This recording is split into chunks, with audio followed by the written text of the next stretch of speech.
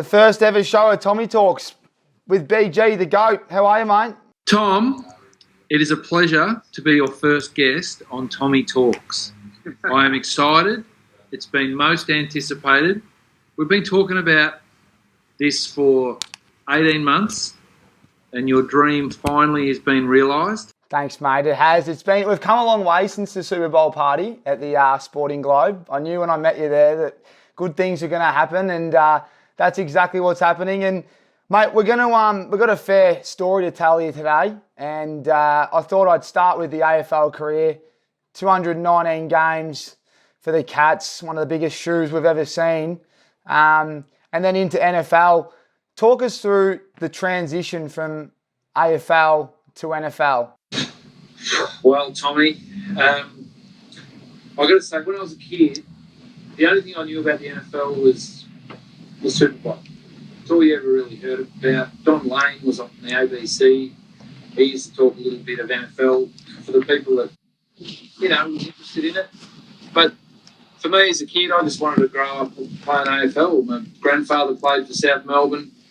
My dad was on a couple of lists, never played a game, but, I just grew up wanting to play AFL. It wasn't probably until I was 16 that I realised that I was a bit of a bigger kid than the other guys at school, but didn't really think much of it until I got the opportunity at Geelong, got drafted.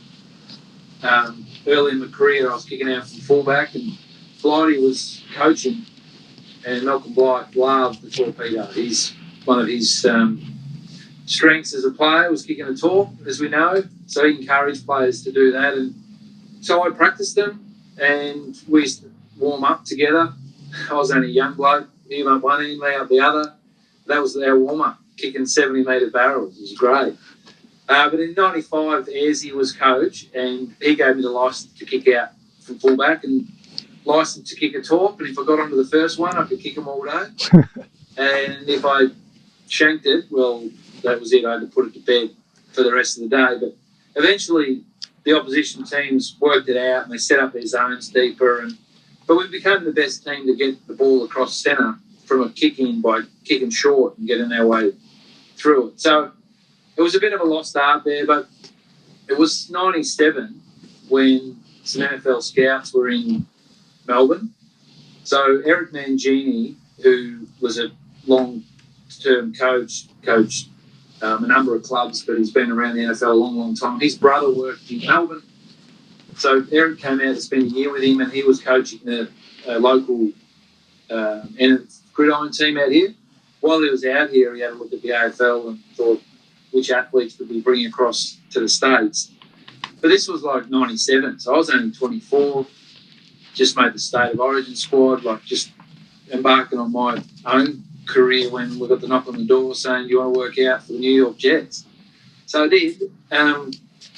Worked out at Leopold Football Club on a Wednesday before a big game against Collingwood at the G on the Saturday, and showed enough for him to offer me a contract there and then. But, I was pretty much wanting to play my career out at Geelong, only a young bloke living the dream.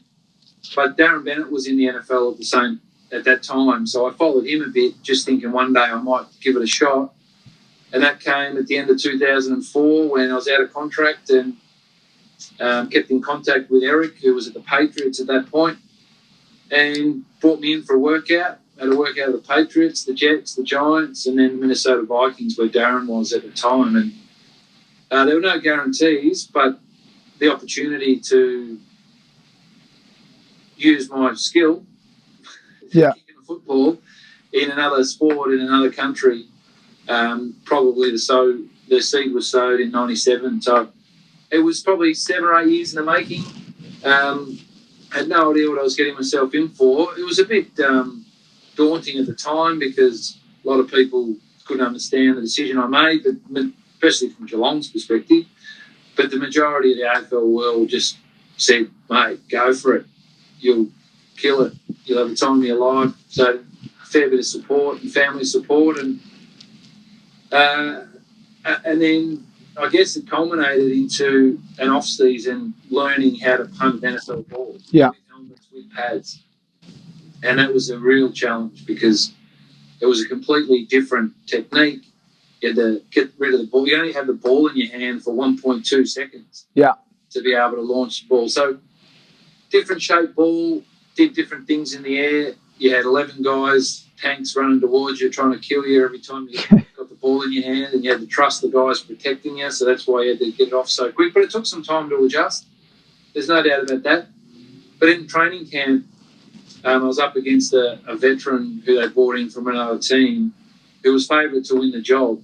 But because the Jets were so good the year before, during training camp, the only real competition in camp was at punter, so it got a lot of airplay, a lot of media coverage. So every day there were reports in the New York Times and New York Daily about the punting competition. Yeah. Who kicked what the hang time was, who won the day, who's in front. That was like, a bit of a circus. But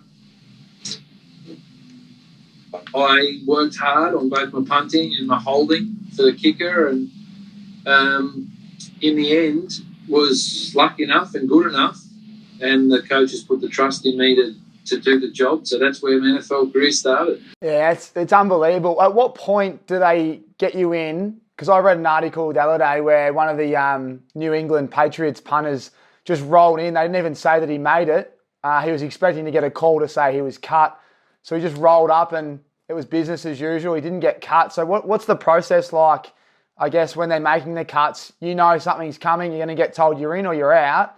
Talk us through that day. Yeah, well, I experienced it on a couple of different fronts. So generally in camp, at the start of camp, there's 90 players on the roster. And at the end of camp, they cut it down to 53 and then they sign the practice squad back. But if generally teams will have a punter that's an incumbent and they'll bring in some competition. But if the punter that's on the roster already is top 10, long-term contract, they'll bring in a kid from college just to take some reps during camp to take the edge off so that the incumbent punter's not working overtime every single day. But I was in a situation with the Jets where it was a pure competition. It was head-to-head. And that brought out the best in me, because I remember the day when the coaches basically said, righto, it's on, boys. You're going to punt, and you can continue to punt if your punts are over 5 seconds. But as soon as one drops below 5 seconds, the next guy's in. Yeah. And it was like, game on, bitches. We are on. So that was about the second week in camp. But what happened that year was at the end of camp, so it was cut from 90 to 80, 80 to 72, 72 to 64, and there was still 2 punts. So we were one of the last decisions made. We broke from camp. I took my wife out to the movies because you're away in camp for the month. And I got out of the movie, turned my phone on, and there was a message from a New York Times reporter who we got quite friendly with. Like, she was telling our story, our journey from Australia, and she called and said, I just want to congratulate you on winning the job as the starting punter at the New York Jets. That's massive. So this was on like at 6 or 7 o'clock on a Monday night. I've gone to the club the next morning for training, thinking that there was going to be red carpets and bells and whistles and press conferences, and walked in. The other guy's locker was cleaned out. All my stuff was there. It was like business as usual. No one batted an eyelid. So we got into the meeting and the coach said, boys, here's the 53 that we're going with. Don't know how long you're all going to be together because we make changes every week. But congratulations, you're all going to start week 1 of this NFL season. So it was like nothing I'd experienced before in the AFL when you sign a contract or you get an extension, or it was so different to doing things. But I've experienced it the other way too, where I've just been cut. Like, it's such a brutal industry that, and I didn't know it to begin with when I first signed up to go over there. And they can cut you any day or night, based on performance, based on money. based on someone else that they think's better than you that's out there. Like, there's no development, there's no longevity, unless you're a superstar. Yeah. Unless you're in the top 3% of the NFL. But for everybody else, it's on minimum wage. It's a dime a dozen. And I'll talk about 2008 in a minute, but we'll revisit how I won the job there and how the guy before me got cut. Like, it's just a fascinating, you don't really truly understand it until you're in it, where any single day you could walk into work thinking, I'm going to get a tap on the shoulder today, or any practice after a bad session, just be told, shower up, son. There'll be a van waiting for you to take you. Yeah, I find that unbelievable. And even, have you seen like wide receivers or running backs or anyone else obviously be cut, and there's this good camaraderie there, they're all good close teammates, and the other player that's actually staying is filthy and blown up, or it's just kind of business as usual and they expect it? Complete business as usual. They understand the business when they get into it. And it took me a little while to learn that. But it's I mean, Bill Belichick said it best. Do your job and trust the guy next to you is going to do his. Because there's no time to worry about anyone else and what they're doing. It's an individual sport, which is what makes the team great, because everyone is so damn good at what they do. Yeah. And I think the number of changes that teams make, I mean, a lot of it's injury-based. It's a death knell if you get injured in the NFL, because as soon as you miss a game or two and you're not in the top echelon or guaranteed starter, they will just get you healthy and cut you, because while you're on the sideline, someone else has shown glimpses that they can be better than you, especially if they're cheaper than you. So it's a true business, unlike the AFL. But I think they're getting a little closer.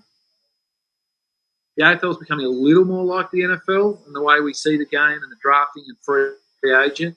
But there's some parts of the NFL, especially with their rule changes, looking after ex-players, not so much from a contract perspective, because contracts are only worth the guaranteed money that are in them. And for 90% of NFL players, the guaranteed money is nothing really compared to what the top end earn. Yeah, it's all about guaranteed, and they're starting to go that way more and more, as you can see the contracts. Well, let's dive into the Jets. I've had a good look, and the first game's against the Chiefs at Arrowhead. Talk us through the emotions and the mentality. How nervous were you heading into your first game, and how much press was there from Australia as well? Yeah, the press was very kind, very supportive, very keen to see how I went. Obviously, Darren before probably didn't get as much fanfare, and maybe that was because of where he landed in San Diego, but New York was a massive buzz just to live in New York, just to experience that. I mean, our experience as a family would have been so much different if I had landed in Cleveland or Buffalo or somewhere like that. But New York was brilliant, absolutely brilliant. But what that training camp, once I won the job, the kicker that year, Mike Nugent, was drafted from Ohio State in the second round, which is really high for a kicker. And we created a really strong relationship. He ends up being the godfather of Jack, who was born in New York, my son. But he was captain of Ohio State as a kicker. And because of my history and experience in the AFL and captain Geelong for 3 years, we found that generally specialists, punters and kickers, were treated like just, not part of the team. Yeah. Right? They just hung out on the sideline. They practiced, trained separately. They only came on when, 3 or 4 times a game. Like, they weren't an essential part of the team. So Nuge and I made a pact that we're going to earn these guys respect and trust. We're going to train hard. We're going to train with them, and we're going to do everything that they do so that we know when we go out on the field with them that they know who they're working with.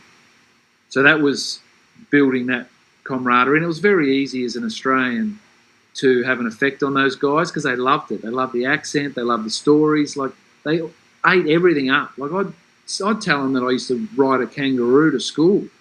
They believed me. That first game, though, leading into the game, because coming out of college, they're all mates. So the punt returner for the Chiefs was telling all my teammates that he's going to run my first punt back to the house.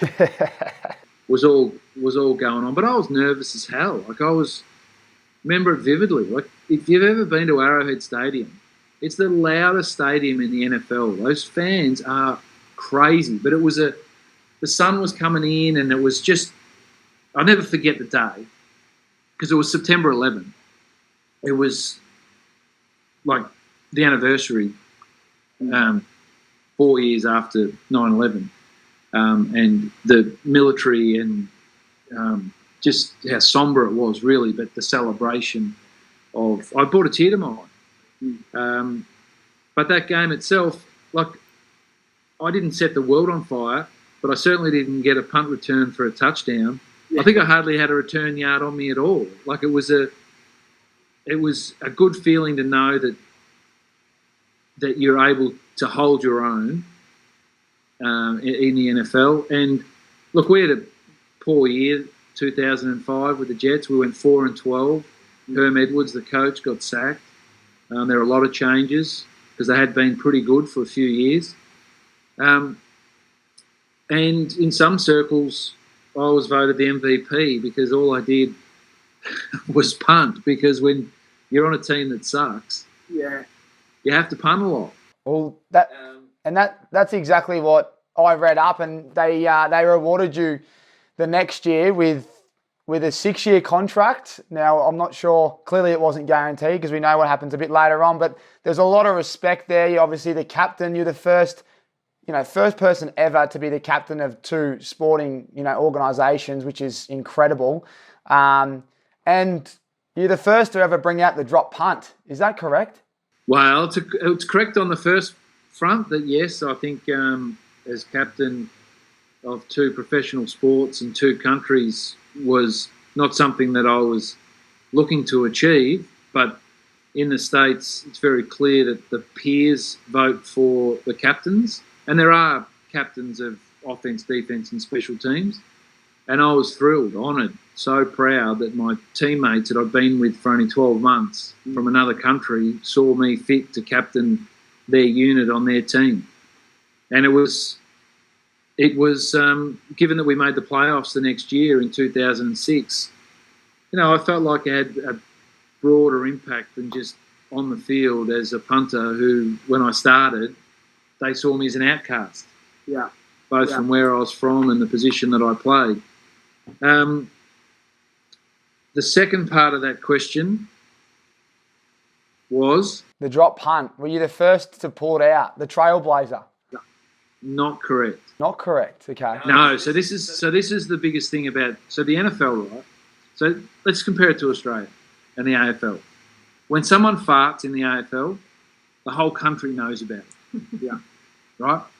Now, it's Perth's over there, and that's a Perth thing. And if he played in Melbourne, he'd be a bigger star than he is. There's that.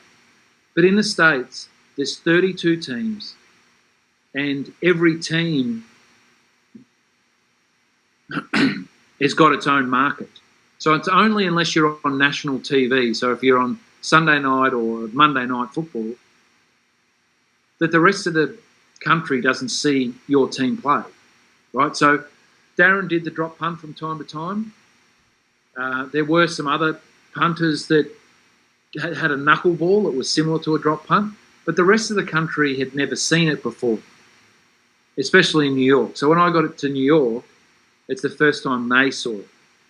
Right. And that's why it got the love that it did, because it was so new in that market, especially and on the East Coast.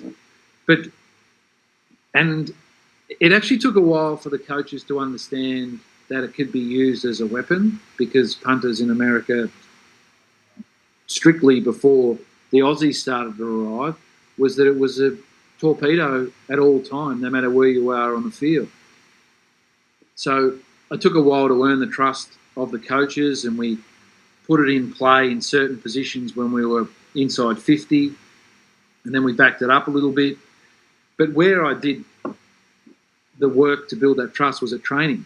So every day in the warm-ups, even when people weren't watching, or I thought they weren't watching but they actually were, they wanted to see all the tricks. They wanted to see what we could do and how they could use it on their team. So it wasn't really until I got to Arizona that the teams really wanted to, because the team would, so the Jets, the teams were more conservative. Yeah. At Arizona, they were really aggressive. And we'll talk about Arizona and that run in a bit, but it was, and the drop punt it's far pointier football. It doesn't get as much distance, but it's more consistent. Yeah, I was going to say, is it easier for you to kick a drop punt versus a torpedo, or did you find it easy both ways? Oh, no, it was never easy because they're quite light, so wind has an effect. Yeah. If you just hit the ball slightly on the point, you'd lose 5-10 yards. Yeah. Hang time, you don't get as much. So statistically wise, it's not a especially back early in my career when all that mattered was the stats and how far you punted and your return yards, but far more consistent. Well, I used to have competitions at practice with the quarterbacks. They'd throw it and I'd kick it, and they couldn't believe that. I mean, I was as accurate as they are. Yeah. Just kicking drop stab passes to wide receivers running a go route. But the torp was it can be very inconsistent. But what happened was, because it was new and fresh and a bit of a circus, there's one game. I'll tell a quick story about one game. It wasn't a great game. I had 5 punts and a couple were inside 50 where I pinned them deep inside the 10, so they were a tick. Not huge punts, but they don't need to be when you're punting inside 50. I had a couple backed up. One I hit okay. One I completely shanked. And then one from midfield where I wasn't sure if I was going to kick the drop punt or a torp, but I went with the torp, tried to kick it to the sideline. And it was a complete shank that the punt returner couldn't return because he fumbled it because it was just a shit kick. Yeah. Anyway, after the game, got to my locker, and the media throng gather around like certain lockers from time to time, and they're around my locker. I'm thinking, what's going on here? And they were impressed by my kicking display, all my different kicks in my repertoire. They taught me through it, Ben. You've kicked a spiral that we see, and you hit a couple of nice spirals, and this end to end. What's the end to end? I said, well, I call that the drop punt. We use that when we're punting inside 50. You can use it directionally. It doesn't go quite as far, but very accurate. My gunners know exactly where it's going. And what about that third one? That third one that the punt returners find really difficult to handle. It sort of corkscrews through the air, and it just doesn't get much hang time. And I just off the cuff said, I'll call that one the mongrel. And they went with it. They went, Ben Graham, he's got different kicks. He's got the drop punt for this. He's got the torpedo for this, and he's got the mongrel. The mongrel. That's great. They bought everything. They bought everything. Oh, and the press is massive there, so it's that's great. Well, yeah, I looked at your stats, like the team anyway. 2005, 4-12. 2006, 10-6. 2007, 4-12, and then 2008, 9-7. And we had Brett Favre. I think that's how you say his last name, as QB. What's he like to play with? Wow, mate, I didn't know him for very long, but my experience with him, he's an absolute legend. Yeah. One of the best blokes I've ever. So how that all came about, and I guess this will start on, we want to talk about 2008 now, because that was the start of 2008. Yeah, I was going to lead into how it ended at the Jets and how that something happened the next week and then it ended again. But you can just creep onto that. Because I find that extraordinary. We can tell everyone the Jets have cut you. The bloke's done an injury. They've pulled you back. Talk me through the conversations and then. Well, let's start with Brett Favre, right? So, at the end of 2007, I was going into my 4th year at the Jets, and that pre-season, I was top of my game, nailing everything, consistent. I was the punter that the Jets thought that they were going to get, or were happy to get 4 years earlier when I come over. And so I was leading the league in every statistical category in the preseason. Now what happened was, in the preseason we're in Cleveland, and Chad Pennington, who was the quarterback of the Jets for a long time and is a good mate, there was rumours that he was going to be moved on by the organisation, which is a really sad day for someone that's given so much, was such a great leader, but he was shot down with injuries. But then the rumours started that Brett Favre was coming to town. And when you sort of hear that, I mean, Brett Favre is like a legend. And for my paths to cross with him, potentially, was like a huge buzz. So I couldn't sleep. So I'm up at 2 o'clock in the morning, I'm watching ESPN, waiting for, like, is he coming? Isn't he coming? And then at the bottom of it said, ticker, Brett Favre agrees to terms with the New York Jets. So we get up the next morning and we'll go down to breakfast, want to see the mood of everybody, like, Brett Favre. Yeah. And Chad Pennington is like, poor Chad. Like, so it's a real mixed emotions sort of morning. But we're at the game at Cleveland later that day, and of course the head honchos had flown him in on the private jet to come to the pre-season game. They marched him into the locker room, and all the players were out practicing. I was the only one in there. And so I was the first person he met. Brett, we'd like to introduce you to our Australian punter, Ben Graham. Yeah. And he shook his hand. G'day, mate. How you going, Brett? Great to meet you. And he's like, I'm so happy to meet you, Ben. And I'm so happy you're here because it means that I'm not the oldest person on this team. So me and him got along from the house on fire because we were, the elder statesman of the team at that point. So ready to rumble with Brett. Anyway, start of the season, we reasonable week 1. Week 2, we play the Patriots, division rival at the Meadowlands, windy day. And I had a shit game. Like, I had 4 punts. They were all backed up. I mishit all of them. Tom Brady had starting field position in our half, scored touchdowns on every drive. Patriots win. I get to the club on Monday and I get a tap on the shoulder saying, GM wants to see you. Walked into his office. He said, Ben, look, thanks for your services, but we're going to go in a different direction and we're going to release you. Couldn't believe it. Like, that pre-season, I appeared on Sesame Street. I'd rung the Wall Street bell. The Wiggles did an encore in my Jets jersey on stage at the Nassau Coliseum. Like, I was on top of the world, and now I had one bad game and I'm on the street. And I couldn't believe it. So I went to San Diego to spend some time with Darren, have a couple of beers, just get back to the simple things from punting, just to clear my head. And the guy they replaced me with did a hamstring at training during the week.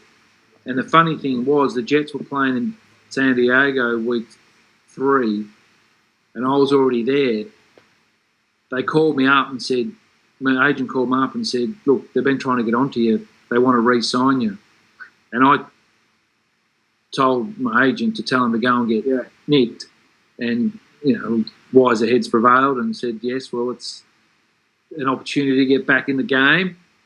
And so I rocked up to the team hotel the morning of the game, and the players didn't even know. They didn't realise. They thought I'd gone back to Australia for a week.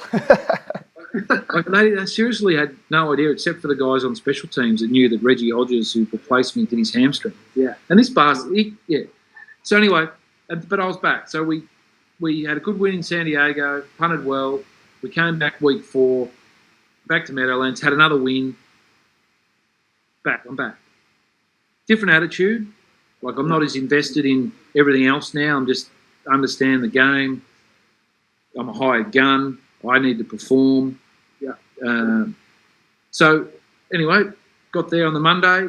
Everyone's got their team uniform in their locker because we're about to go and shoot the team photo, which is a big day when you get in the team photo of an NFL team. And just as I was getting ready, got a tap on the shoulder. GM wants to see you. Oh, beauty, yeah. How you going, mate? What's going on? Better hurry though, so we got the team photo. He goes, Ben, we're going to release you. Unbelievable. So that was it. So I had to pack my bags while they were all out on the field getting their team photo. Didn't have a chance to say goodbye to anyone. Sat in the car for an hour, bawled my eyes out, thinking it was the end. How am I going to tell my family? How am I going to tell the kids? Like, because we'd set up a good life in New York. But anyway, the NFL works in funny ways. I had a couple of weeks doing workouts for other teams because they bring players that get cut in for a workout to see if they can be an upgrade over their current punter or any position that they bring in on a Tuesday to work out. And a lot of the teams just wanted to understand why I was released. Yeah. Couldn't tell them other than I had a poor game against the Patriots, and the guy they replaced me did the hamstring, and they released me because he got healthy and he was cheaper. He was on a rookie wage where I was 4 years into a 6-year deal. So anyway, as it turns out, I got a call on a Sunday night from the New Orleans Saints, who I just finished watching against the Carolina Panthers in Carolina. They said, Ben, how far are you from the Newark airport? I said, I could be there within the hour. They said, well, there's a first-class ticket waiting for you to London. They were playing at Wembley the next weekend, right? That's all I knew. So no questions asked, packed my bags, straight to the airport. Got on the plane, first class, land in London, chauffeur picks me up in the airport, takes me to the Grosvenor Hotel, which is beautiful countryside in England. It's where the English soccer team go and do their training camp. Like, it's... Yeah. Anyway, so I get to my room, settle in, get news that the team plane would be landing soon. They'd be at the hotel soon. Great. Next thing I get a knock at the door. It was the porter saying, oh, Mr. Weatherford, your luggage has arrived. But hang on, I'm not Mr. Weatherford, I'm Ben. So what happened was, during the week, Steve Weatherford, the punter for the New Orleans Saints, had a blue with the GM, flipped a bird or called him something, because they had an indoor practice facility and he was trying to hit the roof, and he did and smashed a light, and the GM told him off, and he gave him a bird and said, take it out of my pay.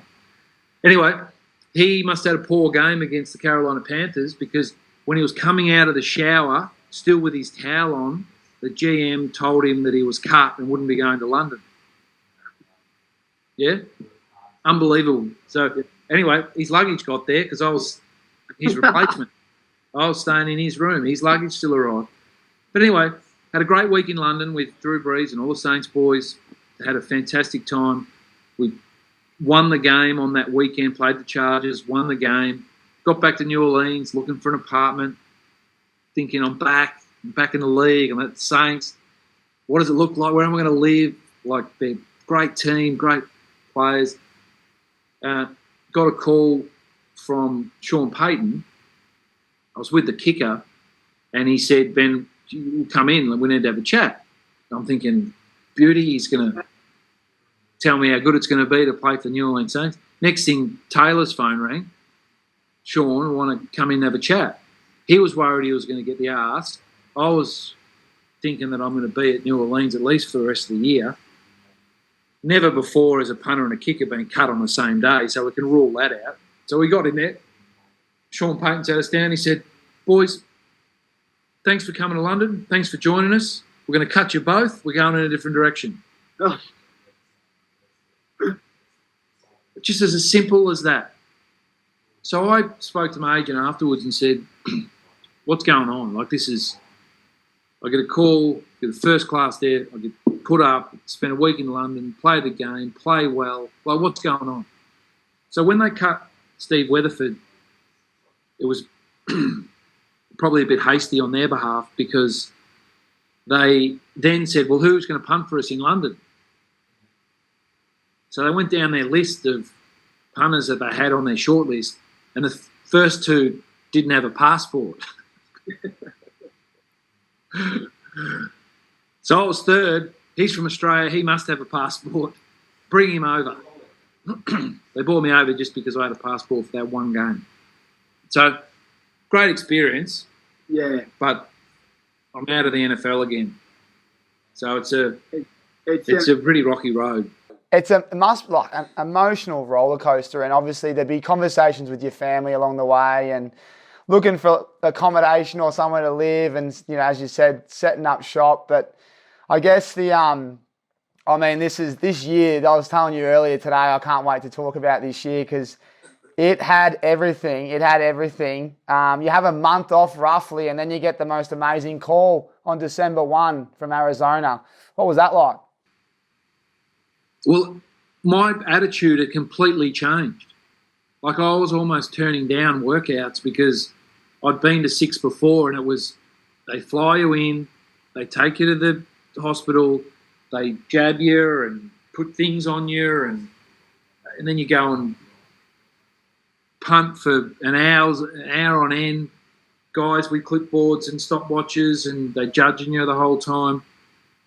It didn't become fun anymore. And at the end of it, they just send you a packet. Thanks for your time. The one I got from the Cardinals was, first question I asked was, how many other people are working out? They said 3. So that told me 2 things. One is that they're serious, because sometimes they only bring in 1 or 2, that they're serious. And 2 is, how's their current punter going? And he was bottom of the league in every category. Yeah. So I thought, well, we'll give it a go. My confidence was at an all-time low. Yeah. I'd been through the ringer all year, because you're right, living in another country with young kids, wife not allowed to work, like it was tough. There were some really tough days, especially how great the year started. There was some dark days in the middle there, but got the phone call, flew to Arizona, and had the worst workout I've ever had. I'm mid-workout thinking I should just leave now because I'm embarrassing myself. Like, seriously, it was... But what happened was the special teams coach was a situational guy. And because Kurt Warner, Larry Fitzgerald, Anquan Bolden, Steve Preston, those 3 had 1,000-yard receiving years, which first time ever 3 have done it from the one team. Kurt Warner's an absolute freak, but they're on their way to the playoffs for the first time in decades. They had a high-powered offense. They wanted a punter that could pin the opposition deep. So we went into all these situations where they'd get you on the sideline, they'd blow a whistle, they'd call you on. 4th and 7 from the 40. Like, I nailed every single drop punt. They landed on the 1 and bouncing back. I put on a clinic of drop punt. And they effectively sent 2 guys home mid-workout. 2 of us then, at the end of the workout, they said, hit the showers, we'll let you know. So we sat in the change room for maybe 3 hours, waiting to be told whether one of us or either of us were going to win the job. But the longer it went, we thought that someone must be getting the job here, otherwise they've already sent us home. Anyway, came down. 2 guys came down. Ben, you come this way. The other guy will go this way. So we had no idea what was going on. I went up to the GM's office to sign a contract. The other guy went to the van to take to the airport. That's epic. That was it. That's it. I got a contract in front of me. They said, Ben, would you like to call your agent to discuss the terms and conditions of the contract? I said, fuck no. Where's the pen? Yeah. Get me back in. Yeah. Get me back in. But what happened was Kevin Spencer, the special teams coach, knew what I'd been through. He'd known that story from Australia. He had been apparently trying to get me on board for most of the year once I was released from the Jets. But the funniest thing happened, he put all his faith in me. He put his arm around me. He said, you know, we're going to work with you. First game against the Minnesota Vikings that I put on an Arizona Cardinals jersey, I hit this beautiful punt. It was like, it made the last couple of months of heartache and pain go away. It just sailed through the air. Bernard Berrien caught it right on the sideline. I saw 10 of my teammates surround him, thinking, you've got this, boys. Tackle him for a loss. Anyway, next thing, he's got through them all, and I'm one-on-one with him in the open field. He goes, zoop, gone, touchdown. I'm thinking, my career's over. Like, I'm going to be walking off this field, and Kevin Spencer's going to say, Ben, keep walking. But no, he put his arm around me and he said, mate, I know you've been through a lot. That was a beautiful punt. That's not on you. We're going to work with you. We're going to put our faith in you. We're going places, this team. It's going to be fun. Relax. This is going to be great.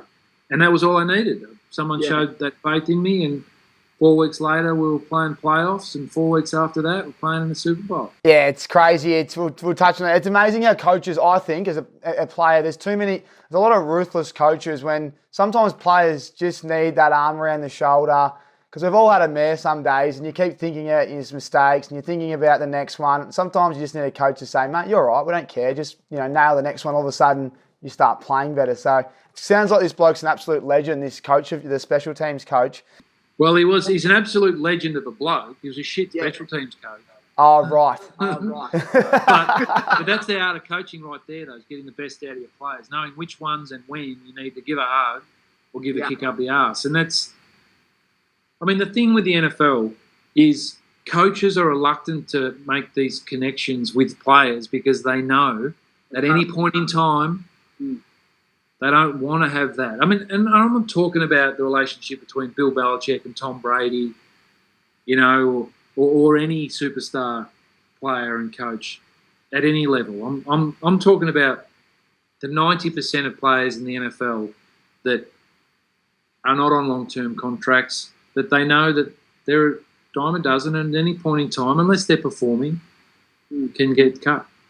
As hard as that year was, this is one. I did a lot of research today around this Super Bowl, and this is my take. It's one of the most special Super Bowls I've seen on reflection. But before I get into the game, the lead up to this game, your teammates couldn't believe the press you were getting as a kicker or a punter. Mate, it was, I was still meeting teammates during the playoffs that I hadn't met in the 4 weeks that I'd been towards the end of the regular season. Like, Darnell Docker didn't know I was from Australia the morning of the NFC Championship game. Like, it's just how the NFL works. It's not like the AFL where you're mates with everybody and everyone knows everything about everyone. There are 3 divisions in each team. There are different backgrounds, and it's so much more diverse than Australia is, especially from a professional sports standpoint. But the playoffs were an amazing run. We got lucky. We were called the worst playoff team in NFL history because we finished 9-7. No one gave us a chance. We played Atlanta week 1. It was a home final because we finished as the 4th seed, as winning the NFC West. And it was probably where I stamped myself on the Cardinals. I had 5 punts, 4 inside 20 and 3 inside the 10, which helped set up the win from a defensive point of view. And we were underdogs, but we got up and won. The next week, we had to go to the number 1 seed, Carolina Panthers, and it was a really stormy, wet night. Had an eerie feel about it. Jake Delhomme, left-handed quarterback for the Panthers, threw 4 interceptions, and we won. But the other results went our way. So we ended up hosting Sav Rocker and the Eagles in Arizona. Yeah. So it all fell our way. It was a touch and go. Donovan McNabb was playing lights out, but so was Kurt Warner and Larry. And Sav and I shook hands at the start of the game and said one of us is going to be the first Australian to play in a Super Bowl, and we were so happy that Australia was going to represent. At the end of the game, we shook hands. And it was knowing that in 2 weeks' time I was going to be the first Australian to play in a Super Bowl. It was an unbelievable period, but probably the biggest event during that 2 weeks is Media Day, where the world's media come to the stadium and the players get rolled out to face the media. And it's an opportunity, because a lot of guys don't have an opportunity to tell their story during the year because they're only focusing on the quarterback, the wide receiver, the star defensive player. So this is an opportunity where they roll out 10 booths for the 10 big name players, top players, and then the rest sort of sit in the stand where the rest of the media go and they walk through the stands and interview the players, but they're available for that whole 2 hours. Well, then they presented the booths, Kurt Warner, Larry Fitzgerald, Anquan Bolden, and it got to number 10, and they said, punter, Ben Graham. Seriously, 55 of my teammates nearly fell off their chair thinking that they were more worthy than I was to have our own booth. But the NFL and the Cardinals realised that this was an international story that was having an international impact. It was bringing new fans to the sport. There was a time during the press conference that I had more people in front of my booth, and they were sort of looking out of theirs going, where is everyone? Al Jazeera and BBC and the whole. It was fascinating, but it was just another opportunity for my teammates to sort of understand where I come from and who I was. Yeah, it's awesome, and you deserve it, and it's great. I can only imagine the teammates, and this is the game. So for anyone that has missed it, this is my take, because I've watched the highlights, I've watched the replay, but it's an unbelievable game, because NFL, you know how much I love the sport and yourself, but there's not much going on, and at halftime, just before halftime, you're about to throw a touchdown on the goal line, and Harrison picks it off for Pittsburgh and runs the whole way. Larry actually nearly gets him at the end, and all of a sudden, you go into the sheds, and it could have been a tie. I think it's 14-all, but it becomes 20-7, and big swing and momentum killer. And look, that's not great. It's not great. And we'll get to the second half, but something happens at halftime. I think there's a few sprays and there's a bit of Bruce Springsteen going on, and you've decided that you don't want to listen to the coach. Talk us through that one. Oh, yeah. Well, you got to remember, we were massive underdogs in every game that we played. And then we got to the Super Bowl, and the Steelers were looking for, they call it one for the thumb. Jerome Bettis was their fullback, and he was one for the thumb. So, they were hot favourites. So the fact that we were in the game going into halftime was an amazing effort at that point. But you're right, we had an opportunity right at halftime to score that touchdown. We're right on the goal line. Kurt sees something, misses a throw. James Harrison picks him off, runs 100 yards back the other way. Halftime. So basically, we go into halftime in the sheds, and the Tampa Bay Buccaneers away change rooms is tiny. You can hardly swing a cat. So you imagine you've got 60 players, 25 coaches, everyone else. And there people are yelling and screaming and throwing chairs, and it was really a place that you couldn't get any peace and quiet, or just what you'd expect at the halftime when you need some time to yourself. So I thought I'd get out of there. So I left the change rooms and I went out to the field, and because you could hear the music going on in the change room. So I thought I'd go and check it out anyway. So I went and sat on the bleachers and had front row seats to the Bruce Springsteen concert. It was amazing. Unbelievable. It was one of the highlights. I've actually seen him live. My old host family that got me a ticket. I reckon he was in Perth. And one thing with him, he absolutely sends it, doesn't he? Like, he works hard on stage. Yeah. Now, I mean, as far as halftime entertainment goes, you wouldn't say that it's been the best production or performance even over the journey. But the fact that I was there and he's the boss, it was unbelievable. Well, I reckon the boss is he's got the boys going because, again, for anyone that missed the game, there's not much going on in the third, but this is where it just gets incredible. There's 7:35 to go. You've got the ball.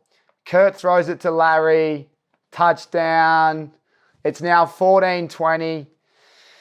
And then 3 minutes to go. Steelers have got the ball in your end zone, and Ben throws this beautiful pass down the middle, and they catch it, and it's probably looking like game over.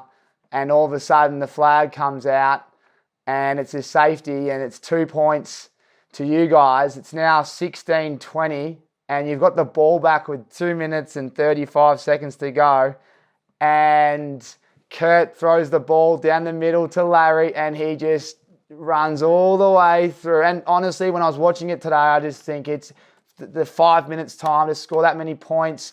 They haven't scored much. All of a sudden, there's 2 minutes. 2 minutes 48 to go in the fourth. Your defense holds up, you win. Anyway, Ben goes down.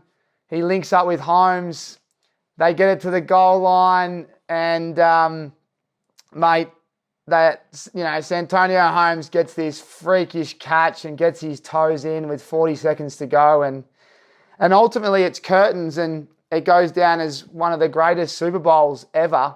You really dragged that out, didn't you? Yeah, oh mate, but it hurt watching because you were so close, and it still is an incredible effort. But what was it like watching that on the sidelines? Do you remember it vividly? Oh, absolutely, I do, because we had to come back from so far, especially not only the score-wise, but morale was terrible because of what happened right at the end of the half. But we found a way. Kurt has been great all year. Larry he was an emerging superstar at that point. That playoff series really put him on the map. But what was fascinating is I had a couple of punts in that stretch, and one of the punts was down to the 1 yard line. That was the one that led to the safety. That's the one that pinned him, yeah. So at that point, it was like, you know what? We score and we get the ball back. If we score here, we're right in it. And that was a drive where Larry, it was just a brilliant, well-constructed drive, but it was probably, you don't think about this at the time, but we didn't take enough time off the clock. Because we wanted to score. We weren't talking about getting a lead and holding on to win. And they were struggling to move the ball. He converted a couple of fourth downs. But when we got the ball back and Larry was running down the field, down the middle of the field, looking at himself on the big screen, and I've said this before, and I'm reluctant to come across as critical, but if he had, sometimes you see a wide receiver when they're open, and they run in for a touchdown, they take a knee or they go down before the line just to run an extra couple of plays. Who knows what would have happened if he had have done that. But in saying that, when we did take the lead, I'm on the sideline with my special teams unit, and we were looking at each other going, we're about to win the Super Bowl. Like, forget about the fact that we're actually in a Super Bowl, which is just amazing. But we were in a position to win it. Now, what happened on that drive? Ben was amazing. He was evading tackles. The play call, he converted 4th and 10 twice. Like, he did so many things on that drive that it was almost unbelievable. And the pass to Santonio Holmes, I mean, everyone hates a long replay, but understands that you want to get it right. This was the longest replay in Super Bowl history because you couldn't tell whether his feet had touched the ground or not, or the blade of grass was touching his cleat. Yeah. Like, it was that close. People call it the phantom catch. Anyway, they scored a touchdown. They took the lead, but we still had plenty of time left. We still had a chance to win the game with over a minute left, but couldn't get it done. But you know what? I've said it once, I've said it before. The result doesn't matter. It really doesn't. I'm no less of a person because I'm sitting here without winning a Super Bowl. The journey, what we went through, what we experienced, that year itself, just partaking in the Super Bowl after it's all I ever knew of the NFL when I was growing up. I was just pinch myself, still do. Yeah, it's incredible, and you're right, you should be so proud. And off the back of the year you've had, this is why I was texting you today saying your year, 2008, 2009, there's no more lows and highs in 6 months in that game, I wouldn't have thought. It's incredible. That's the roller coaster of the NFL right there. You're top of the world at start playing for one team. Like, and I said before, like, to be asked to appear on Sesame Street. Yeah, I mean, what? Like, never thought of that growing up. I used to watch Sesame Street, let alone ever think that I'd appear on it. To take the kids to a Wiggles concert and to see them come out in an encore wearing my Jets jersey, it's like, holy shit, we're living in New York. I mean, ringing the stock exchange bell, like that, up at those things. I mean, and then, so that's a high. You know, if you make it in New York, you can make it anywhere. Like, that's sort of, Yeah. But it went to the deeps. You know, it was dark days. It was tough times. I was the third player in NFL history to play for 3 teams in the 1 year. Not a great sort of stat to hold, but still, it's just back to the NFL. But then on the way back up, finished the year playing the Super Bowl. So, yeah, it was a fascinating 12 months. Yeah, it's incredible. Let's touch on Larry Fitz and Kurt Warner as teammates. What was it? I've actually watched a Larry Fitz doco, and we'll talk about him next. But what was it like playing with them, and are you still keeping contact with them? Yeah, Larry Fitz is one of my all-time favourites. My hardest working teammate I've ever had. Great leader, great head on his shoulders. Come from a great family. Respects everyone equally. Just a great all-round good dude. And the fact that he loves Australia and he comes out here pre-COVID every year, we catch up, plays golf. You know, I've shown him, I've spent time in his backyard, and when he comes to spend time in my backyard, you like to show him around, but just cracking guy. Where have you taken him? Oh, we went out for dinner at Crown and just played golf down at Royal Melbourne, and you know, he loves the outback. Like, he does some amazing things. He doesn't waste a minute, Larry. But yeah, just an awesome guy. I mean, they're all sorts of great teammates. You know, they've all got their own story. Played with Brett Favre for 4 weeks. You know, like, he's a legend of the sport. Played against Tom Brady, captained against Tom Brady. You know, and here he is still playing, winning his another Super Bowl ring. Like, just fascinating. Just lots of characters in the sport, and still keep in contact with a whole lot of. On Larry's documentary I watched, he's probably just the most popular guy around town. They reckon he could be the mayor with ease. He's does a lot for the charities. He loves travelling alone. I saw that he speaks about just getting to know the culture, and he reckons it really helps him get to know his teammates. But also what fascinates me is his hands, mate. He hasn't dropped a catch. I think he's had more tackles than drops. He's just, what does he do extra? Is he just a freak, or is he doing that many extras after training so that he does not drop a ball? Oh, he's just so switched on. I mean, his work ethic and his concentration. Like some guys, if they're running routes, they'll catch the ball and they'll turn and throw it back to the ball kid and go and line up for their next route. He's running flat out for a touchdown every single time. Yeah. Like he has got naturally good hands because he's not the fastest wide receiver. He's really solidly built, but he's just a leader that works hard and very well respected. You're right. He could be a politician, heavily involved in charities, and I would say he's, from a lot of people that I've come across in the NFL who don't spend their money wisely, they don't save for the future because it's a very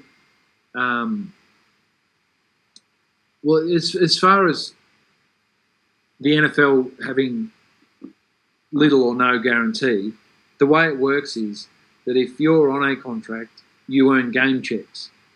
So if you're on minimum wage, and this is going to sound like a lot, but if minimum wage, let's say, is $850,000 a year, 17 games a year, that's $50,000 a week.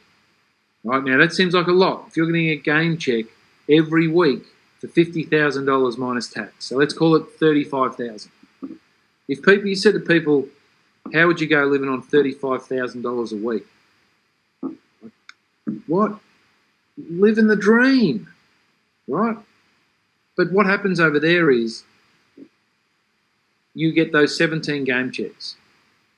Now, for the other 35 weeks of the year, there are no game checks. So you've got to learn to hold your money back, spend it wisely, start putting away for the future. And because the average time in the league's only 3 years, guys don't do that unless you're at the ilk of Larry Fitzgerald or those high-paid players where money is an issue. But he's very smart with his money.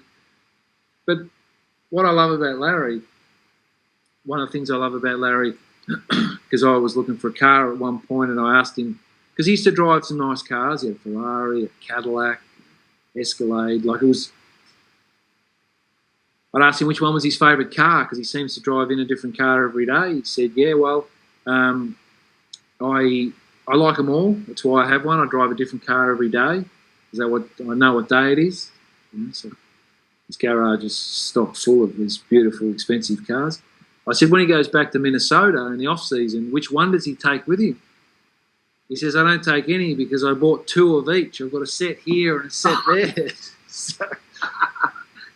And you think that's over the top. Like, that's what a waste of money. But he loves cars and he loves nice things and, in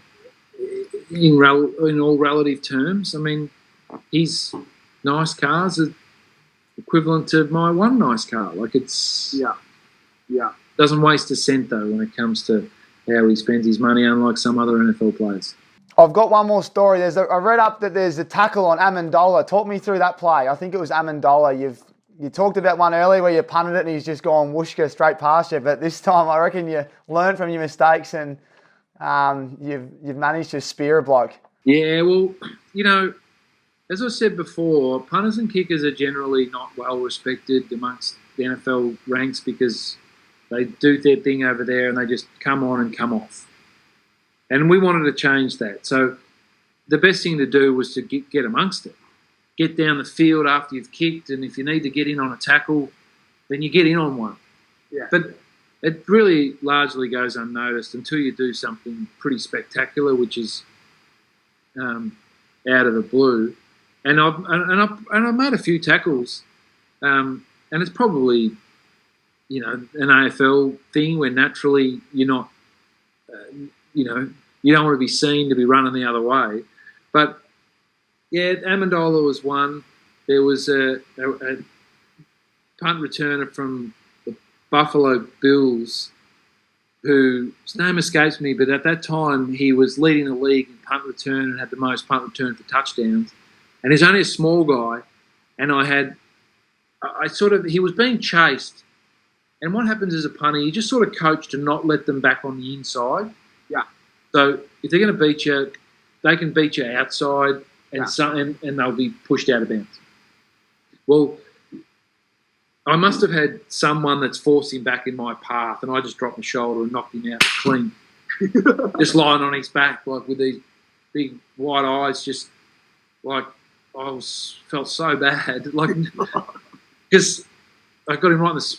I sort of picked him up and helped him up, and but it was like the teammates on the sideline were like hooping and hollering, they were going wild all over the place, going wild. And it was shown all week in at meetings, and like it was used as a tape to spur on defensive players that were missing tackles. Like it got some love internally. But the one that I remember the most was at the Cardinals. I'd equaled the NFL record for punts inside the 20, which was in 2009, which it's since been broken. But at the time, like that proved that the drop punt can be a weapon. And it was at that point that even American punters started transitioning to kick the drop punt when they were doing inside 50s. So it was the last game of the year. I just equaled the record, and this punt was to break the record. And I hit a nice punt.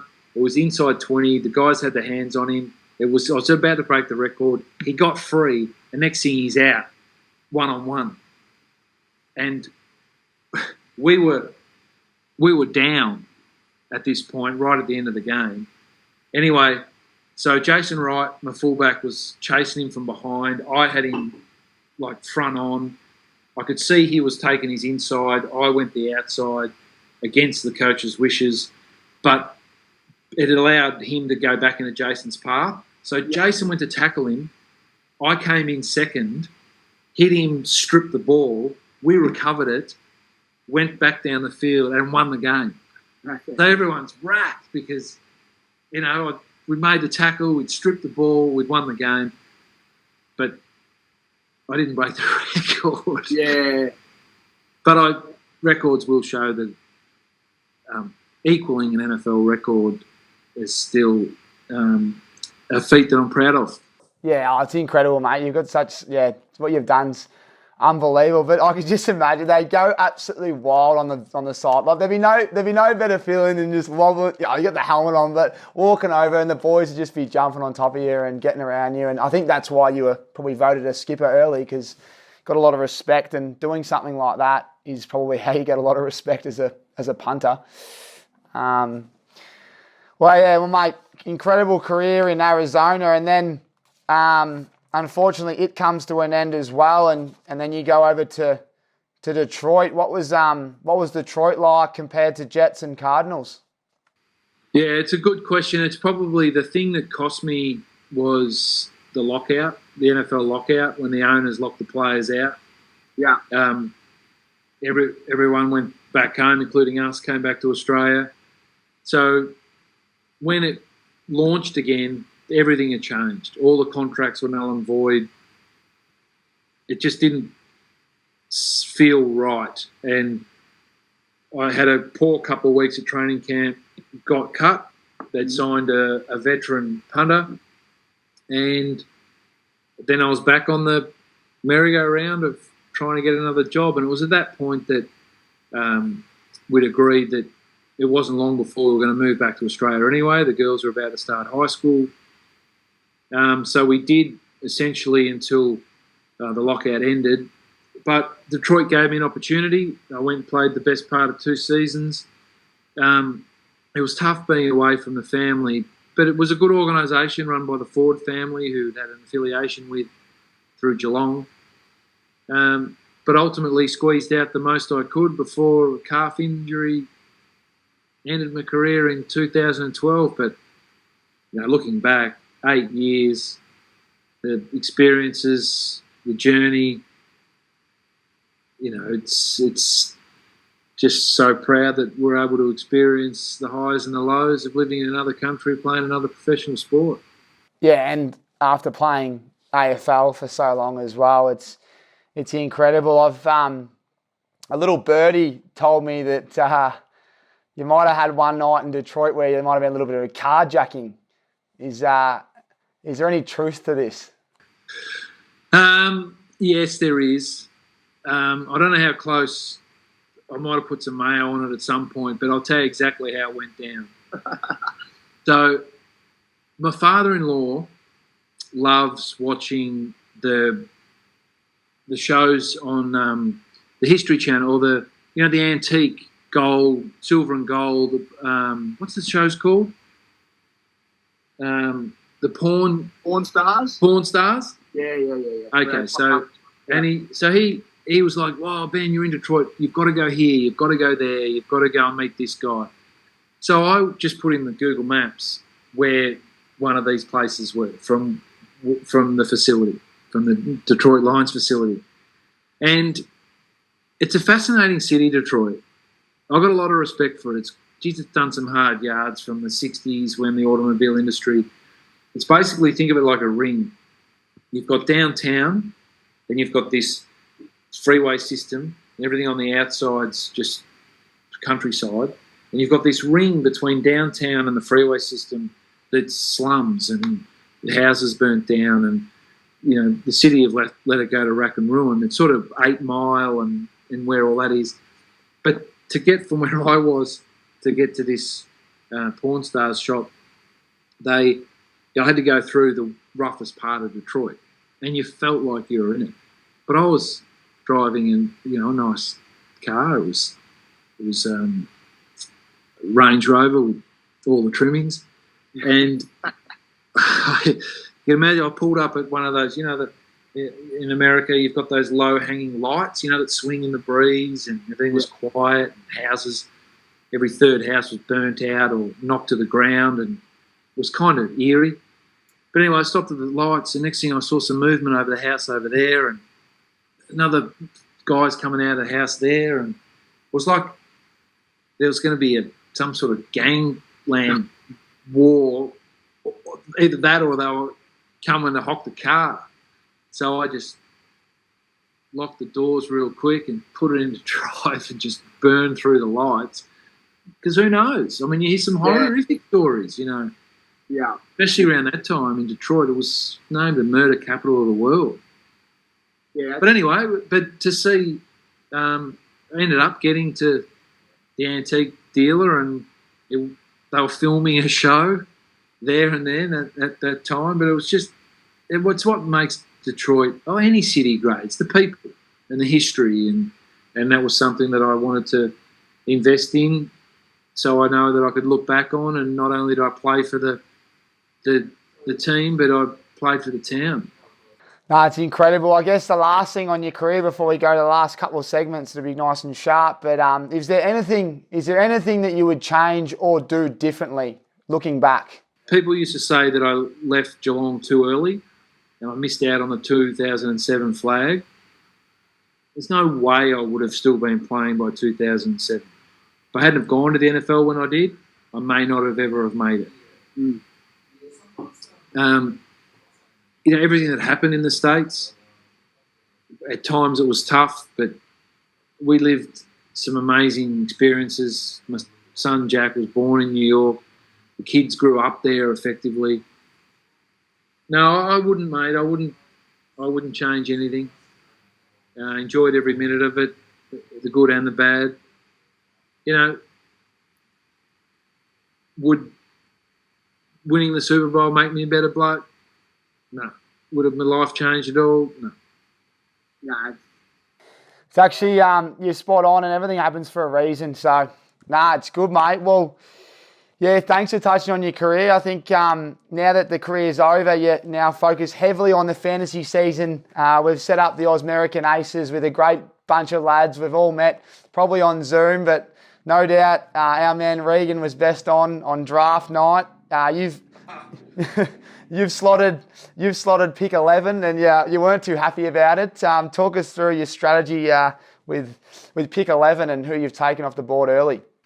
Well, I was disappointed with pick 11. I still haven't seen the video yet to prove that it actually was legit. But as commissioner, I'm sure you've got that stashed away for when we go to court at the end of the year when things. No, pick 11. Look, I will say that I've never seen anyone that picks first win a fantasy comp. So the beauty about picking 11, you hope that a couple in front of you are going to make a blue or have no idea what they're doing. But with pick 11, you also get pick 14. So you can go bang, bang.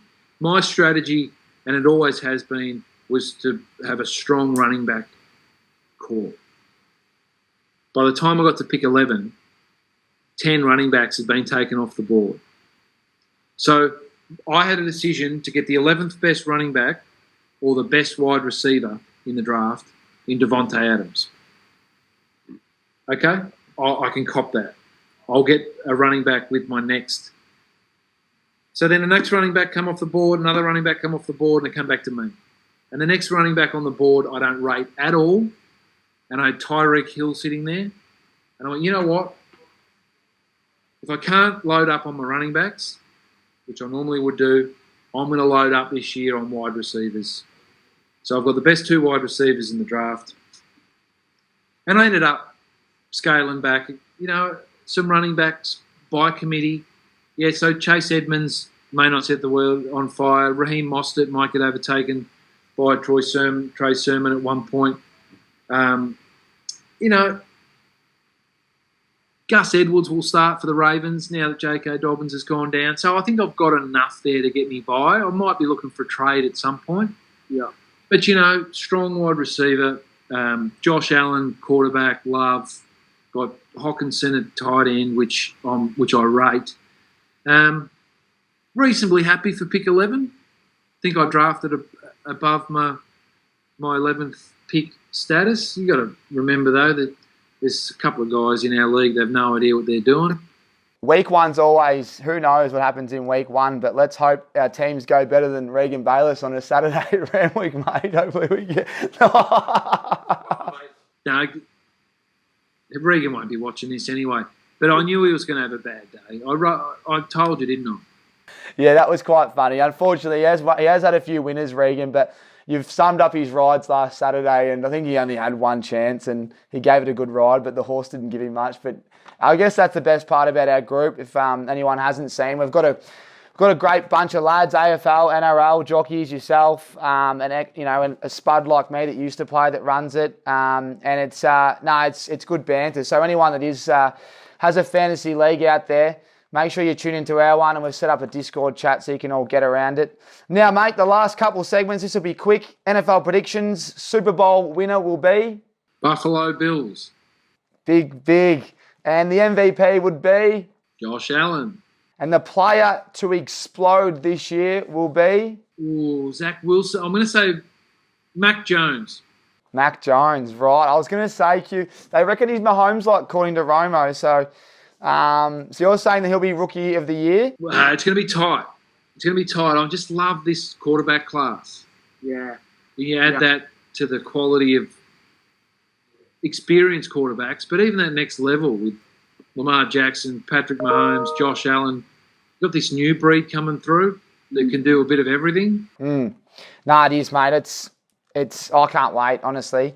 It's like Christmas. Who do you support? You know what? It's a great question. I haven't got a lot of ex-teammates that still play in the league, but the ones that are, I support them and who they're playing for.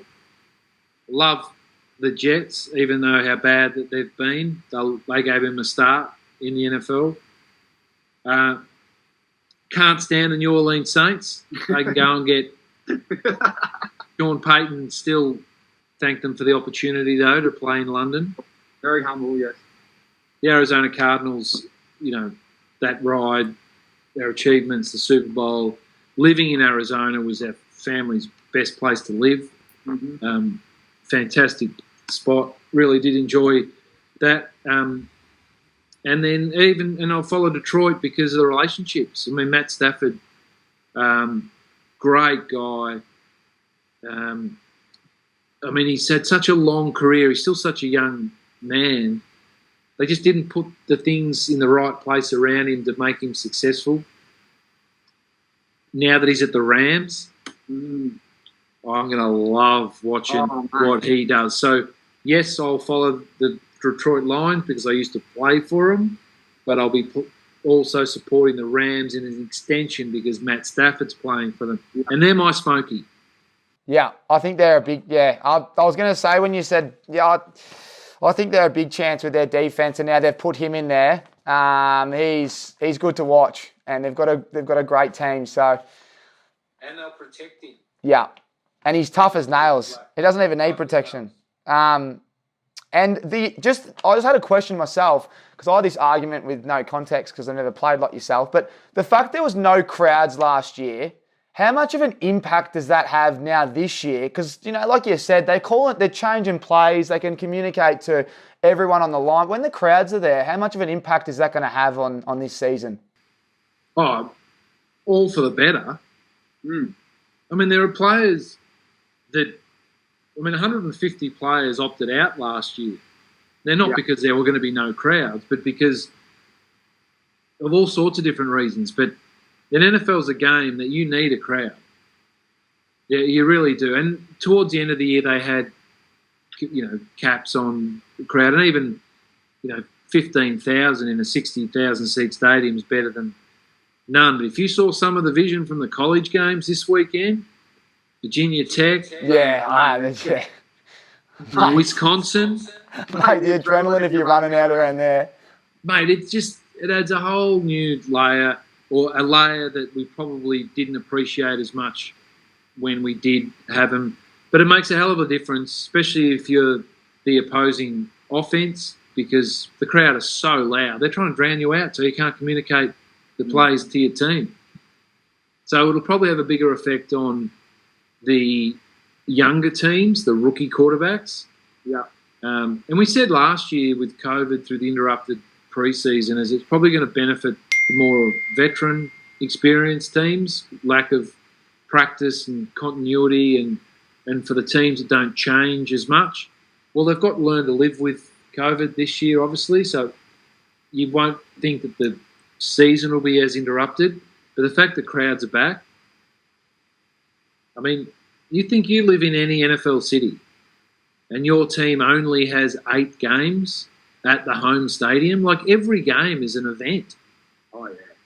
So, until late in the year when they start having a losing season, it's amazing atmosphere. Yeah, it's I wish.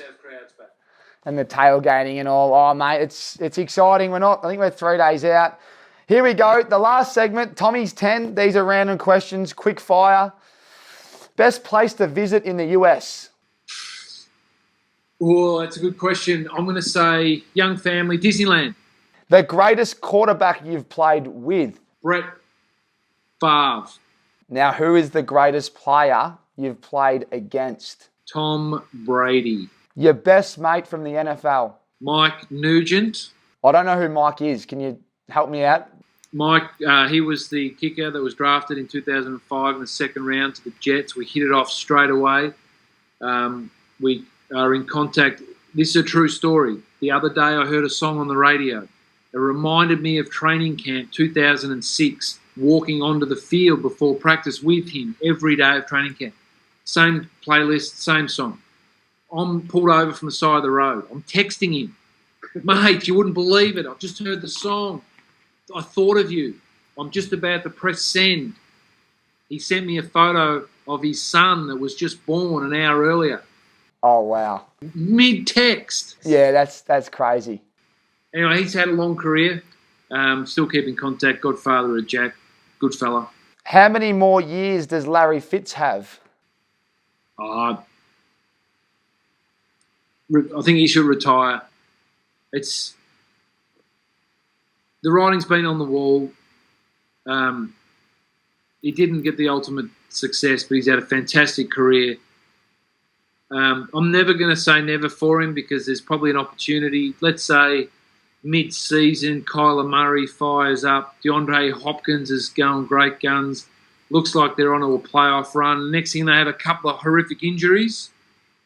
You don't have to get drafted or wait for the mid-season draft. He'll keep fit. Yeah.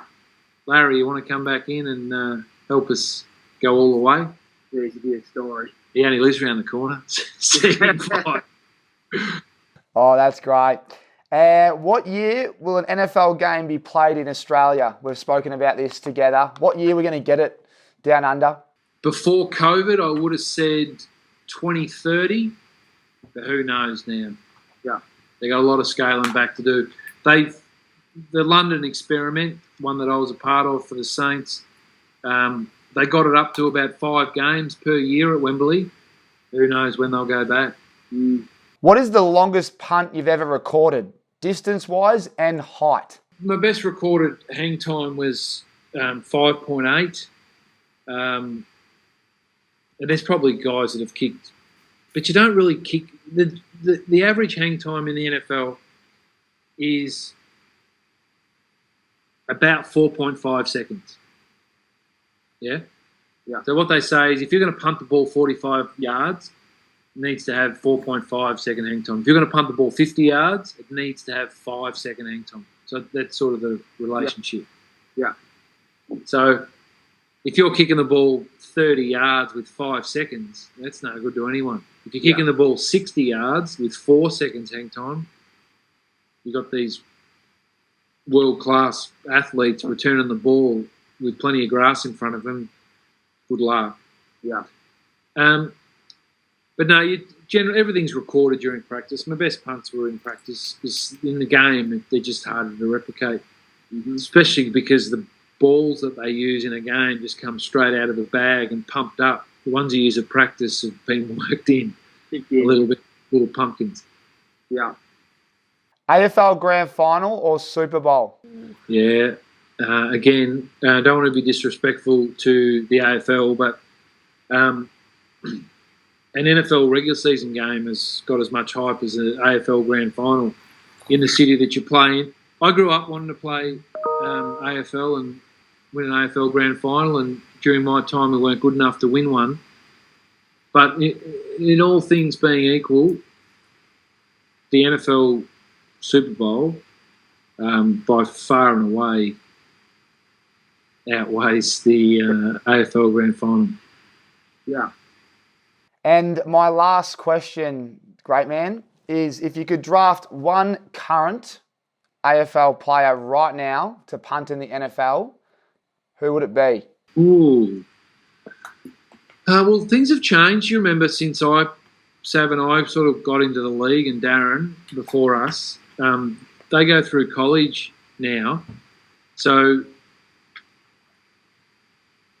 given the system that's in place, it's a tough question because I don't know them intimately enough or their technique enough, or because, I worked with Josh Hunt when he first came out of the league, who we thought would make that transition into the NFL, but he had really poor flexibility and inconsistent technique. When he roosted it, wow, he could lights out, but couldn't find that sweet spot all of the time because of consistency and lack of flexibility. You don't have to be the strongest. Like if people want to talk about Daniel Rich, would make the transition no worries. But I've never seen him. He may not be any good if the ball's in his hand for 1.2 seconds before he's got to get rid of it. Yeah, there's so many factors. It's a hard question. That's why I asked you. I mean, Matty Suckling, who you know, and I know he can roost a ball. I've seen him actually on Instagram punting them. Old teammate of mine, Max Duffy. Lazy. Suckers is too lazy. Get over there. He can punt it though. And then Max Duffy, former teammate of mine, he's currently working out, so we wish him all the best. And there's a few others. There's lots of them, mate. Lots of them. And you know what? I'm proud to say that, and Darren before me and lots of guys after me and guys that are currently punting in the league, they're paving the way for all these young Australians to have something to strive for if they have the ability to kick the football. You don't have to be an AFL footballer. Look at Mitch Wisnowski, the 49ers. Local footballer. He put glass in for a living, decided to give it a go because he had a decent leg on him, and look where he is now. Nah, it's good. You've paved the way for a lot of them. It'll be, I reckon when we get a wide receiver, that'll blow the bank as well. It'd be good to see some wide receivers as well that represent Australia, but I don't reckon we'll have many of them coming soon, Benny. No, well, look, mate, to be honest, and I've seen the Jared Hayne experiment, Valentine Holmes. When I was at the Jets, Willie Mason used to play in the NRL, come over and work out. It's a difficult game to walk into without having that foundation of high school and college. It's just a tough gig. The idiosyncrasies of the game, learning the playbook, understanding movements, and it'll be a big stretch to see someone make it into the NFL as a wide receiver. But you never know. You never know. You do. You never know. Well, mate, I thank you so much for your time. It's quite precious, especially week one. You're a busy man, and we're both very passionate about NFL, and I'm sure there's a lot of others out there. But your story's incredible. I appreciate you sharing it, and I could ask you another 1,000 questions, but we'll wait for episode BG too, because I've got plenty more questions, but I want to hold you up. So thanks so much, mate. And look at that, first Tommy Talks in Style, episode 1 with the GOAT. Tommy, thanks for having me. I look forward to the fun and banter that American Aces is going to bring this year. Appreciate you pulling it all together, and good luck to you, not only with your fantasy team, but with Tommy Talks, mate. Chat soon. Done. Thanks, mate.